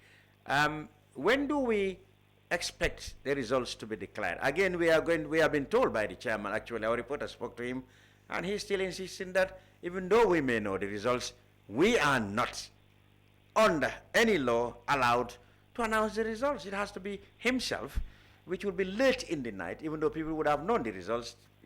People would have waited until late in the night for it to be officially confirmed. Yes, very well. As I just mentioned in the past, that elections are law-guided. Their elections is conducted under the dictates of law. And of course, the conducting authority here is the Independent Electoral Commission, headed by the chairman of the IEC. And by law, only the commission is mandated to declare election results, and no other person or authority. Of course, the law provides a full mandate, full-fledged mandate to the IEC to conduct, to supervise, and declare election results. So it will be ultra-virus for any other authority or institution to do so. Of course, this is law, and I hope the public would be aware of this and would take the necessary measures to make sure that they wait for official announcement by the IEC. When do you think the announcement will start at the IEC headquarters? Is it going to be the chairman will be there again? Very well. I'm sure we know this is Ramadan. Of course, people will be having a tight schedule. But of course, also these local government elections, there may not be a very high turnout like there may not be a turnout, but then the constituency, so to speak, are bigger, even the presidential, 120 wards. Yes, the presidential was about 90% turnout. So maybe if this is even 50%, so we will do our best to make sure that you mean the counting and tabulation process might be faster? Might be faster, relatively faster. So we hope to come to the public as soon as possible. Okay, Pa Makan, thank you very much. He's the Director of Communications, the IEC. Thank you very much for now. Yes, thank you for having me. Thank you. There you have him. The Director of Communications, Pa Makan Khan, on the line there. I mean, he's been painting, actually, like you said, a picture of possible low turnouts all across the country. Of course, I telling him what's the IEC's role in galvanizing people to vote. He said they have done their best, sensitization and other things. And then, of course, the law has to change so that they can have elections on the same day. And he talked about the logistics, huge logistics. Maybe there might not be enough marbles for 1 or 2 elections on the same day. But then, like I said, it has happened under the Jawara regime. This was changed under the Jammeh regime, and for political reasons. I mean, what Jammeh's critics said was that he wants to be able, or the elected president, elected person, the president-elect, would be able to be, one, sworn in, and then have a lot of influence, on the National Assembly elections. That was what the argument was.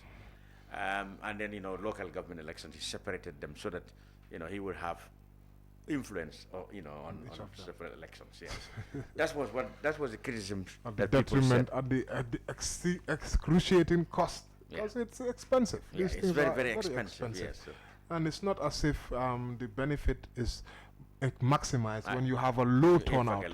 So you are putting in more money. Yeah. But what are you really getting out of it? You're not getting more value for money. So which is something that needs to be looked at. And IEC also have the powers, not that they can change the laws, but we understand that there is an electoral act. These are things that they should kind of look at. Yes, they should try to, because of if one party was to take the lead in something like that, then many other parties would not, align. So they are the referees. So they are the referees they to can say. lead. So they can at least come up with some recommendations based on cost, based on voter turnout, and going back. Why was this change in the first place? With that kind of understanding, then you would see that the parties, if it was for political stakeholders, reasons, they can make an informed decision based on True. those kind of recommendations. So he completely avoided the question of the elephant in the room. Yeah, the elephant in the room. That nobody wants naturally to talk he about. said he wants to talk about elections. And Elections. Yeah. But this is about elections. Well, This is very, very, very much about elections. So that's where we will end the thing. Already new is a statement from R2K and R2K and Duga. These are very prominent civic rights organizations, of Gambia. They are concerned and they agreed that the term for the IEC chairman has expired, and definitely all the people should know that there is irrefutable evidence that the chairman of the IEC, Momar Njai's term, has ended. Now, even before we come to that, how it came about is like this. There are two scenarios, and each of them, points to the fact that yes, it is true. The chairman's appointment really expired in 2023, April, actually. 10 days ago, something like on the 17th of April. Because in the first place, the chairman himself said in a newspaper interview in 2020 that his new appointment as chairman of the Electoral That's with Commission, Standard newspaper yes, in that interview, yes. Yes. The appointment can only be 7 years. That's the initial period. It can be renewed, but the initial period is 7 years. Yes. He himself said his appointment is ending in 2023. From 2016 to 2023 is 7 years. Yes. He said he's quoted in that yes. Exactly. in this press. Yeah, that's his exact words. Now, when it must be said, activist Pasamba Jao used to be very much involved with Duga, raised this question in a radio interview last week. Everybody's attention came to it. Wow, this could be, the chairman himself admitted that his term has ended. Why is he still there? Yes. And we called the chairman, the Standard called the chairman, and we drew his attention to the fact that he himself said his appointments ended. And he said, well, that could have been a mistake. Yes. Now it is 2025. And we told him, you said you cannot continue in your capacity. He said, it's renewable. We said, has it been renewed? He said, please call me back. Call me back, yes. Now the Minister of Justice said on a radio program that according to their records, his contract should end in 2025. If the chairman himself said his contract should end in 2023, how is it that the minister had a record that says in 2025? In any case, has it been renewed? If it has been renewed, can it be renewed? Yes. Because the chairman's lifetime as a member of the commission itself is only 2 years to go. Yes. He was reappointed there in 2011. Even if you go by that, 2011 and 2025 would have been more than 14 years. And the chairman actually was first appointed in 2006. Exactly. It would have been 17 years if he's going to stay up to 2025. Complete violation. So absolutely, it doesn't add up. Even if the minister said their record is 2025, when was it extended? Why was it not announced? Why was it known to anybody? Yes. If it was. So if it is now extended, as it's been suggested now, that there's a new extension, how can it be? And for how long? Because the chairman can only be appointed for 7 years. And the next 7 years, he would have done more than 14 years. So the government has to come clearly and tell the people, if the chairman himself is saying two things. He said his term has ended. Now he said there's a possible renewal. How can it be renewed when it should be 7 years? And the 7 years would have, made him spend all the 14 years he's allowed mandated to be with the IEC. There is a definite question for the authorities to come and clear to the Gambian people. Both scenarios which you have outlined right now point to the fact that he cannot continue legally to occupy that office. Yes. I have been questioning the IEC chairperson, just like you. Yeah. It's a very difficult job for us to do as journalists sometimes, huh? Because Ali Momanjai has done a wonderful job in the previous elections. Exactly, where it was very difficult. We all know about it. He had to even flee the country. Yeah. But he stood his ground. Yeah. And he announced those elections, which took the current government still in power, President Adama Barrow. Yeah. Now, we have gone beyond that. And in fact, previously, we were questioning his renewal. Yes. Before this one came. Yeah. Because the AIEC chairperson any commissioner only has 2 terms. In fact, I think let's quickly go back. We should read this now. For the people to understand. Yes. All right. It says, it says this: a person shall not be qualified for appointments as a member of the commission if okay. Let's go to now. For every member of the commission. This one here. It's this one here. Yes, it's this one here. Section 42. 42. Section 42. Yes, 42 subsection 4 says, subject to the provision of this section, members of the independent commission shall be appointed for a period of 7 years and may be reappointed on further term, which means 2 7 years. Exactly.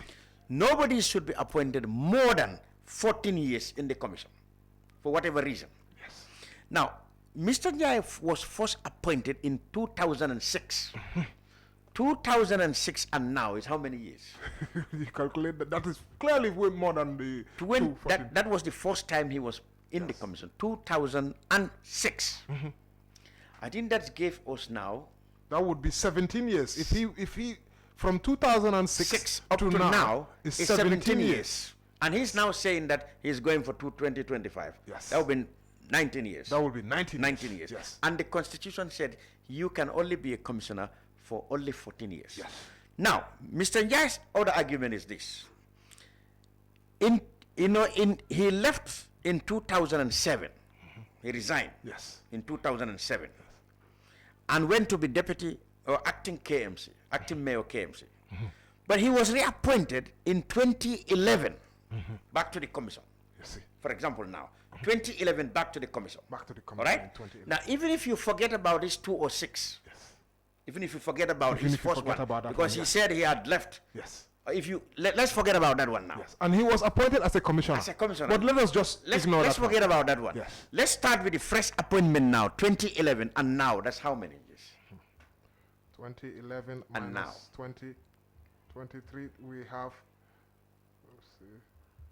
That's 12 years. That means now he has legally only 2 years. Yes. Only 2 years. If at all he you forget about the 206 one. Yes. The 2011 one. Yes. He's now 12 years into that. Yes. All right? Yes. Okay. Now, that means he has only 2 years. Yes. Okay. Now, in 2016, he was appointed as chairman. And chairman's appointment is only 7 years initially. 7 years initially. All right? Yep. Only 7 years. So which means now, this new appointment, that which he said is fresh, it will only end in 2023 April, which is last week. Yes. It ended. Yes. All right? And he should vacate. He should vacate as chairman. Because of he can only get that 7. Even if he's going to get a renewal, the appointment of a chairman can only be 7 years. Yes. Now, if somebody has only 2 years to be a member of the commission, all right, only 2 years left legally, you gave him appointment for for chairman. How much more are you going to give him a chairman? Yes. Because it has to be 7 years. And 7 years, he doesn't have any, legally he has only 2 years left. Yep. And you cannot give him 2 years appointment. Yep. You can only give him 7 years appointment. How then can his appointment be renewed? Yes. And if it is not renewed, why is he still there after April 7?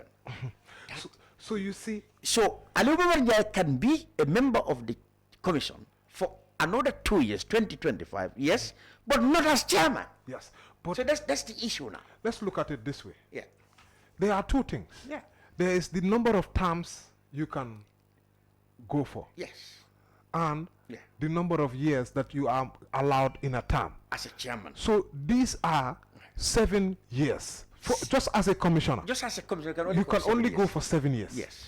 Now, and that's a maximum. Yes, maximum. That's yes. not a minimum. That's so maximum. if you take up a term for a year and you vacate, that term is still a term. That term is a term. So that's why you understand. That term is still so a term. even his first appointment, 2006, it was a term. Can still be count. It counts. But even if you take that out, start with the 2011 when he came back. Yes. From 2011 to now is 12 years. It's 12 years. It's 12 years. Yes. So that means he has only 2 years left. All right? To go. Yeah. Now, if you appoint him now as chairman, you renew his contract that ends in 2023. For how many years can you appoint him? 2 years is not provided by the constitution for a chairman. A chairman should be 7 years. But that would also be illegal. Because you know why? Yeah. Even say he served a term from 2011, that would be 1 term, and then he was appointed again. Yes. In 2016. Yes, as chairman now. So now that is another term. That's a fresh That's term. another term. So that means that you cannot reappoint him. No. For another term. And you cannot. He has served his 2 terms. 2 terms. But the fact of the matter is, Ali Mabanja has actually served his 3rd term. In fact, he may still be left with, even if you go by the 2011 appointment, he may still be left with 2 years. But the problem is that 2 years he cannot be chairman because the chairman will have to renew. He would have to get renewal from 2023 April. You know what I mean? That has to be renewed. I know. I see exactly. So he cannot be chairman. Somebody else has to be made chairman and given 7 years. Yes, because he cannot serve. Because 7. he cannot serve now anything less than 7 years as chairman, and he has only 2 years left to be a member of the commission. Whether you are a chairman or not, you can only be in chairman for you can only be in the commission for 14 years. Exactly. Whether chairman or no chairman. And he has served. He has already served. If you put 26, 17 years already. Even if you take that 17 out, he has 12 years, 2 years to go. But these 2 years, he cannot be chairman because the chairman must be given 7 years. So for me, how is he reappointed? That's a question the government should come up and make it clear. And interestingly, the politicians don't seem to be interested. Exactly. That's my. They are completely quiet. And tomorrow, if the elections don't come out, results don't come out as they like, they will make noise. And we've seen that they are going to court. They have been going to court. You're going to do this when actually none of the politicians actually took interest. None of them. They all had press conferences a couple of days ago. And they talked about... surprising that nobody even mentioned this. Which is very surprising. And it goes to tell you, even civil society.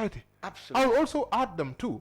Because of civil society, they are supposed to be observing. At least these ones have come up. The civil society has come up. Yes, I mean, they have of the civil society have come up. To be honest, they are the ones who have been following this chairmanship thing from 2 raising to 4 and years blowing ago. the whistle. They are the ones who have been blowing the whistle about the tenure of the chairmanship. The civil society definitely have done better than the politicians. I would have respected the political parties had they come together. Because of this kind of thing, it's not discrimination. This is not a partisan issue.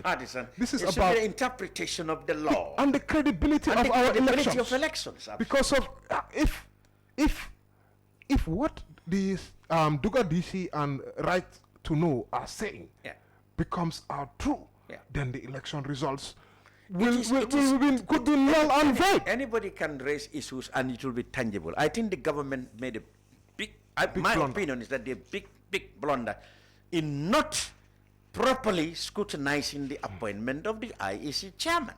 Already the minister has contradicted himself. He said his record shows that this guy's term is ending in 2025. Well, actually, the chairman himself said publicly that my term ends in 2023, actually 10 days ago. And when you asked him, he said... When we asked him, where is... He said that he has it's renewable. We asked him, where is the renewal? He said, call me back. Call me back later.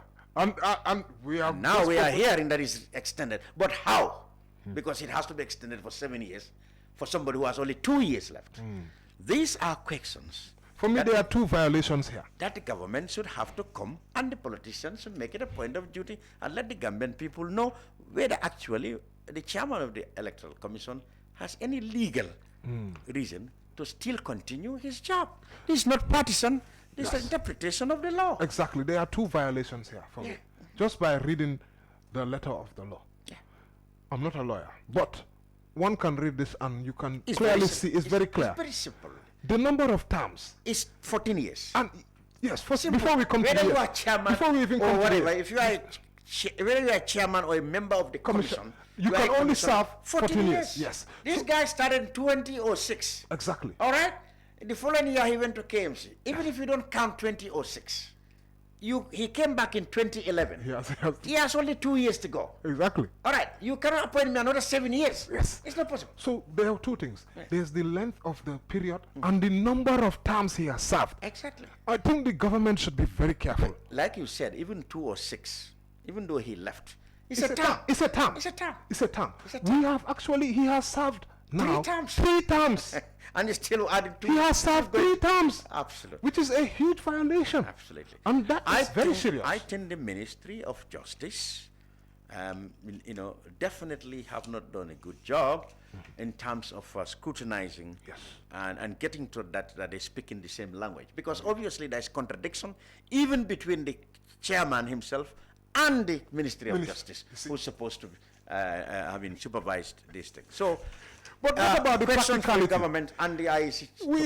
We were before the program. We were talking about the practicality. Yeah. We witnessed the last presidential elections. Of course. How the the IEC chairperson struggled. Capacity now. Yes. Yeah. To even announce the results. Yeah. We had to have somebody else come. Yes. And to read the announcements. and repeat. It's not just the legal argument, but capacity-wise, many people believe that the chairman, of course, he has done a tremendous job. Wonderful job. But he is definitely now physically, continuously been, incapacitated in terms of performing that job with the energy and attention it deserves. Needed. Because of we've seen election results being announced late into the night. Late into the night. And he has to sit there. Yes. Either he had to rely on, people to do everything without very little supervision and cross-checking, which might have led to the 2016 election results where the errors made. So his capacity is also another question that people are asking. Indeed. He's done a fantastic job. He's 85 years old.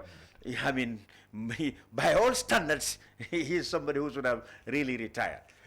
That is what people in the right, people in right thinking and people in right standing, people with respected opinions in the society are saying that it's time he went. And also to preserve his legacy. To preserve his legacy. He has, like you said, nobody would deny the bravery and how bravado he's displayed. Yes, he put himself on the line. To his guns to protect the will of the people in 2017. That was in 2016. That was tremendous. Incredible. But there are increasing worries that his insistence on clinging onto the office, even with or without connivance with the authorities that more, is really eating into his legacy. And there are numerous violations electorally that have happened. They have called out, and if you read the R2K, they document a number of instances at the beginning of their statement before you even get to now, this even aspect. if you, whether or not you agree with the civic society, the common sense is that the chairman had said himself that his term ended April. That's it's clear. That's irrefutable. That's on record. It's on record. He said his term has ended. How is he going to go to 2025? It's a question the government should come and clear and tell the people. We owe it. The country owes it to the government and the IEC to explain. That's all. Simple. And in fact, there should not be any ambiguity. There's no ambiguity in the law. Issues. It should be announced. The IEC chairman all has been appointed on so and so basis, and even if he has been extended, it should be announced. Absolutely. IEC chairman's term has been extended to so and so day. Let everybody know. This is shouldn't be an issue where there is even debate. No, absolutely. It should be black and white, clear, clean cut. The debate is, the Gambian people want to know, how is the IEC chairman himself, knowing that his term has ended, still continue to the job, even though he himself said legally with proofs of his appointment letter of April 2016 that he can only serve for 7 years, which ends April 2023, actually last week. And now it's going to be 2025. How is it possible? Somebody who has only 2 years left, you know, in his whole entire mandatory service with the commission, which is 14. He's done 12 years, whether as chairman or not. He can only stay there for 2 years, not even as chairman, but as a member. Government needs to explain, and the people will have to ask the questions. Well, that will be about it in the brunch. Thank you very much, journalist Yusuf Taylor of the Gainako, who has been really doing a tremendous job, both in Parliament and other fronts, gathering timely and analytical information. I must say you're doing a fantastic job in that. We wish the whole of Gambia a very peaceful election, and we wish all the candidates luck. Now, whoever wins, we wish you a very good tenure. Anybody who doesn't, well, we said good luck next time. We'll be back with the results. But don't forget, of course, this evening, there'll be a special panel headed by Buba Gajigo and his team to give you timely announcements as they come from the IEC chairman, Momar Jai, from Election House. So please stick on with Kerr Fatou for the rest of the election coverage. I'm Lamin Cham. Go out and vote. Absolutely, that's very important. There's still time, 3 hours or so. There's still time. I'm going, like I said, from here I'm going to You're vote. going to get your vote. Absolutely. Good. See you.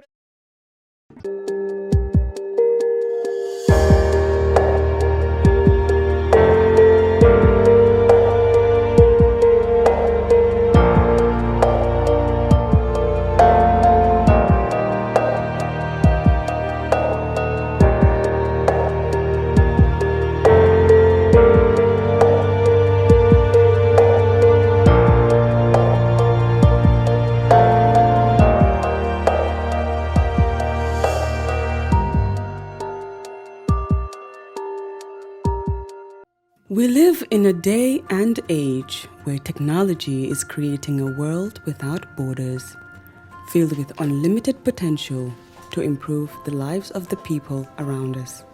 Innovarex Global Health ushers in a new way of leveling the playing field with increased access to quality healthcare services delivered at your doorstep. Our qualified professionals are equipped with state-of-the-art point-of-care testing technology to conduct tests such as kidney function, liver function, electrolyte tests, body composition, hemoglobin, A1C, and many more services with the highest efficiency in delivering results. The addition to our flagship Wellness on Wheels, more fondly known as WOW Delivery Service, brings the entire clinical experience full circle. IGH has remained committed to creating the future of healthcare delivery. Gone are the days of sending loved ones outside the country for basic medical services.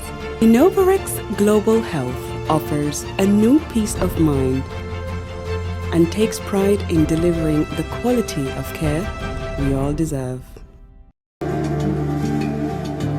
Islamic microfinance is becoming an increasingly popular mechanism for poverty alleviation, especially for developing countries around the world. This microfinance service adheres to the principles of Islam as a form of social responsibility. Yona Islamic Microfinance is the Islamic microfinance of choice in the Gambia, trustworthy and reliable. At Yona Islamic Microfinance, we provide savings products, current accounts, financing products in conformity with Islam.